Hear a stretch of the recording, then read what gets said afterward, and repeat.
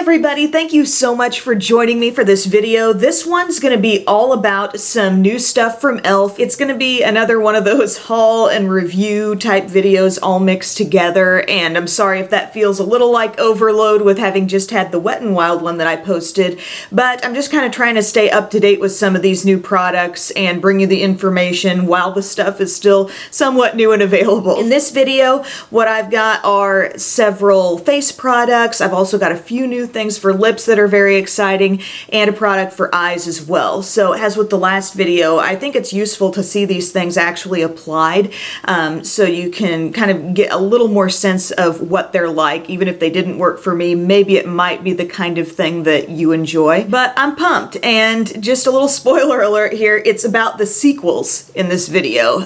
Good stuff that e.l.f. has put out, and they've kind of re-released it, given it a new little flavor or twist, and I think they've done some really good things where that kind of product is concerned. So I'm going to go ahead and get started and first talk about a new foundation that I have. It looks like this, and there's like nothing about it on the bottle at all, so I had to keep the packaging here. Aqua Beauty Aqua Mousse Foundation. So they've got this whole Aqua Beauty line where a lot of the stuff is packaged in, guess what, aqua. My shade is light to medium. It actually borders on being, well, I wouldn't even say borders on. It's too dark and it's too yellowy for me. So the shade is just not dead on, but you're ordering this stuff online, that's gonna tend to happen. All of this was from just one online order. So in the claims with this one, it says a hydrating gel foundation that gives a radiant looking dewy finish, infused with purified water, coconut oil, and vitamin E. The silky formula glides on and provides sheer to medium coverage. I can get on board with the fact that this is like a light to medium coverage foundation. The things that don't really make sense to me are that this is moisturizing in any way. Like, I actually found this to be kind of drying on my skin. It sets very quick, almost to the point where it's a little bit difficult to blend out. Format of the product, it is a nice squeezy tube, which I enjoy that for sure, and the way I used it, I just dabbed it all over my face, and I've used some brushes in the past couple of days to blend this out, so I thought today I would try the Beauty Blender to get it all buffed in. I think the Beauty Blender did about as good as could be expected. I think it worked with this foundation that was kind of trying to set very quickly on my skin rather well, but I was just expecting something different with mousse in the description of this product, and just with all of the moisturizing claims. I was thinking it might be a little bit more like that Maybelline Dream Velvet foundation that's in the tube. I have actually kind of enjoyed having that in the rotation lately because I feel like the coverage is just tremendous and I don't feel like it's overly drying. This one, just surprising, like how immediately after it's all blended in and you touch your face, it's like, wow, things feel totally dry, like not even a little bit of moisture on my skin. And I felt like I used a generous amount. Sometimes it's about the amount of product you're putting on your skin, and you can put a lot on and be like, oh yes, I feel dewy now because there's just been a lot of product applied. But in this case, you know, I applied what I think was a reasonable amount for me to get all over my face, and it just set fast. It didn't feel like any moisture was given back to my skin. Maybe I'm talking to those of you who have oily skin and you need something like this that isn't going to be dewy, but it really does kind of go against the claims that the product has been given. I'd say, you know, when I finished my foundation, I just wasn't overly impressed with the look of everything. Like I said, I was dealing with a shade that was a little bit off as well, in addition to the different texture things that I found to be a bit odd. But I paid pretty close attention to this staying power wise just yesterday when I was wearing it. I'm not seeing really any situation where this foundation is really excelling for me in areas where I'm interested, because it faded rather quickly with very little setting powder on top of it, because frankly I don't want to set this foundation too much because it is so dry. Next thing I want to talk about in this video, let me get my box for this too, it's a Beautifully Bare lightweight concealer stick, and I got this in the shade Fair to Light.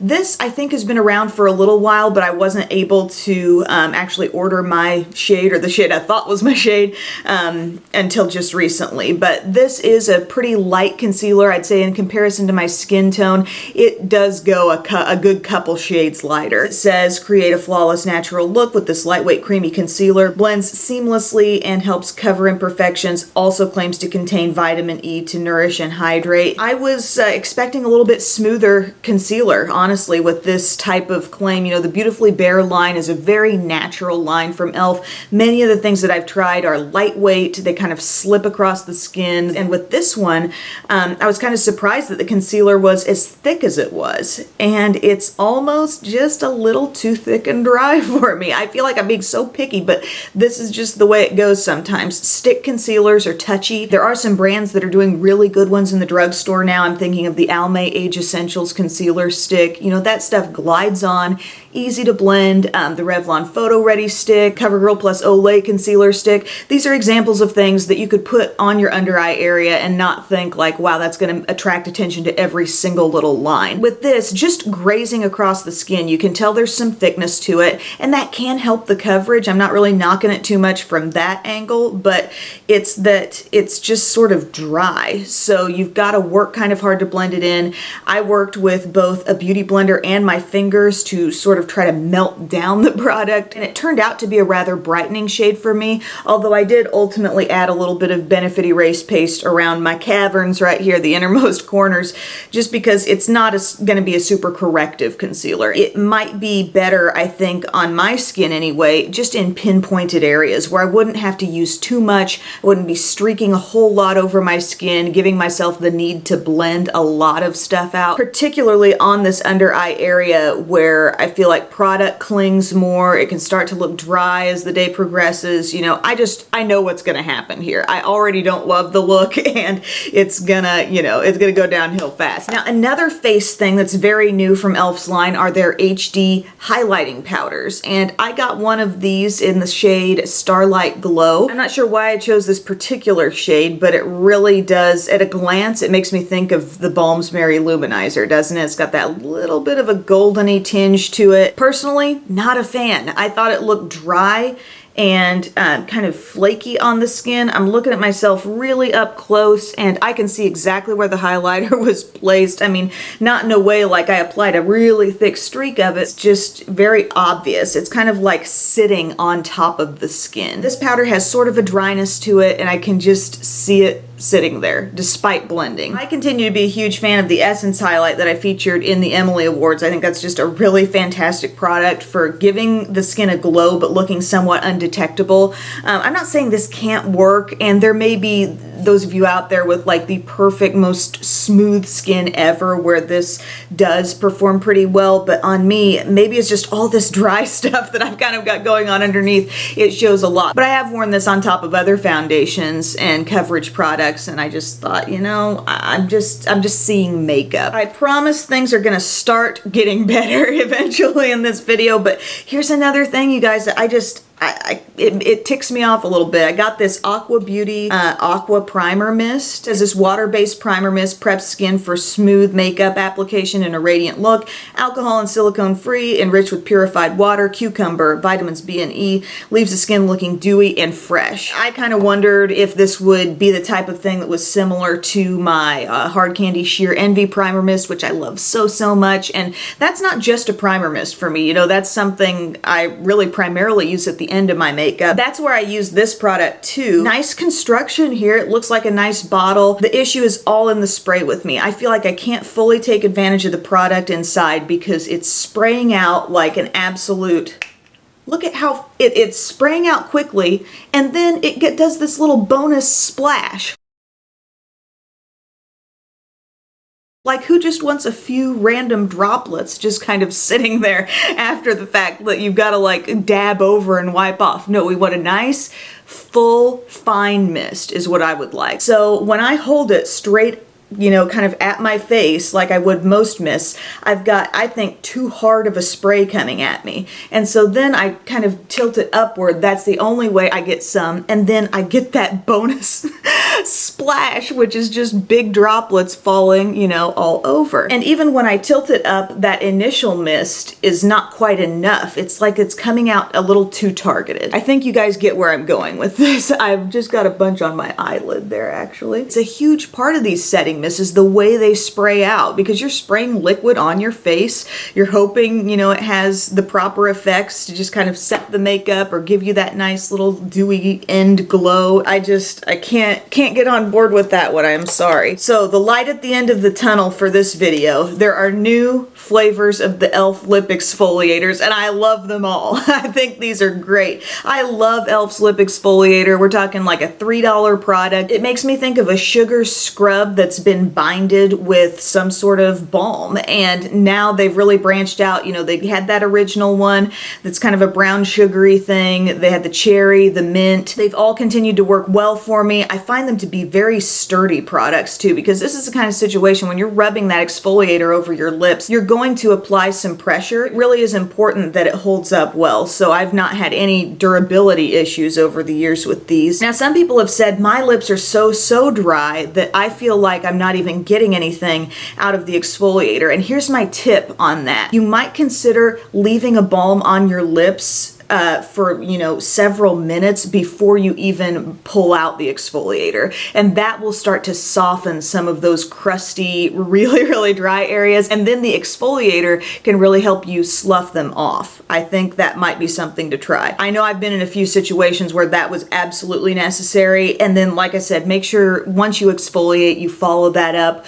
with a balm. Maybe if this is a nighttime treatment for you, or if you're ready to jump into your lip product of the day, I think you'll find you have much smoother lips. But the 3 new scents that they came out with, they have rose, they have coconut, and they have pink grapefruit. And they're, you know, such distinct scents, each one very different from the next. That coconut, love it. Really like true coconut. Doesn't even make me think of sunscreen or like the tropics so much as I smell it and I just think coconut. And then the rose, I used the rose today. Oh, I think it's so fresh. It's very real. Like, I'm just kind of surprised at how dead on they got these scents. And then the pink grapefruit, super refreshing. That's got to be someone's morning ritual, the pink grapefruit. I believe those were the only 3 new ones that came out. And I think, yeah, if you're wondering whether those are worth looking into, I think they certainly are. And then the last thing in this haul that really excited me, and I'm just very pleased to tell you about, is the second version of e.l.f.'s Mad for Matte palette. Check it out. It's a 10-color palette. I was a pretty big fan of the original Mad for Matte, which was just very basic shades. The kinds of colors you need to sort of build up your matte shadow collection. And here, you know, things have gone, I think, a bit more fun, perhaps. You've got about half the palette that I think is very safe. Some borderline rosy colors in there that are just beautiful. This color here in the middle, I mean, you're going to glance at it and think, okay, they gave us gray. No, it's like a blackberry, a plummy taupe. Very interesting. And then the richness of the shades over here on this end is just fantastic. Love this rose, and then this terracotta kind of orangey color, really worked that into my look today along with the plum. You've got a fantastic brown and a really impressive matte black in here also. So if you were already a fan of Mad for Matte, I think you're gonna like this too, particularly if you like some of those warm colors, you know, that are being offered here. I just think it's really great quality. They swatched out well. I've worn them several different ways, you know, a couple of very natural looks that didn't go into the rich colors so much, and I thought, hey, this is perfectly usable. And then last 2 days I've done a look very similar to what I'm wearing now, with that kind of plum on the lid blending up into the terracotta orange and making this sort of sunset feeling on the eyes. So I'm going to walk you through real quick my look that I did today. I applied a primer all over my lids first, and then I used my Sigma E25 brush with the orangey shade, just buffed it all throughout the crease. And then I used the lightest shade in this palette, that cream, just right up under the brow, and that can kind of help you blend out the edge of the orange as well. Then I took a flat brush with the plum, patted that all over my lid space, left a little gap on the innermost part, but really got it on the lid and just up into the crease. I love the way that kind of meets with the orangey color. And then my last step for the lid was to just bring back the cream and brighten up the innermost part again. on. I did some black liquid liner across the upper lash line, winged it out a little bit, and then I brought in one of those Estee Edit eyeliners, which are the creamiest things on earth. Used that Bordeaux color on my inner rim, and I smudged it down below a bit, and then I brought in the Sigma smudge brush with the plum color and just continued smudging along, that lash line, getting it nice and dark and plummy there. I applied some CoverGirl Supersizer mascara today. I put on some false lashes, which came from my Ardell Lash Lookbook. I think these lashes are the 113s. Just one example.